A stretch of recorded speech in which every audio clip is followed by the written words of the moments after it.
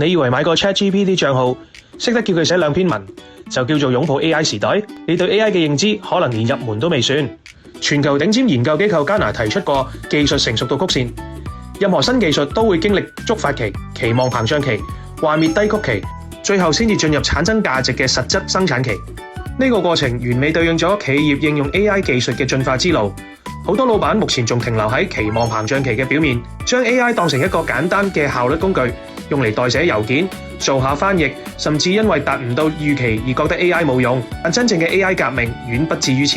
對於需要高度專業性嘅行業，你必須帶領企業跨越低谷，進入實質生產期。呢個境界要求你將企業嘅核心知識庫、行業洞察同 AI 深度融合，打造出一個真正懂你、懂行業嘅 AI 專業分身。佢唔再係一個外部工具，而係企業大腦嘅延伸，可以自動化地處理複雜嘅獲客流程，持續產出高價值嘅數字資產，甚至輔助你進行戰略決策。當 AI 成為你企業底層邏輯嘅一部分，產生穩定嘅生產力，你先至算真正掌握咗 AI 時代嘅核心競爭力。你有冇用緊啲咩 AI 工具呢？留言話我知啊！菠蘿俾個 like，白頭佬幫你輕鬆做生意。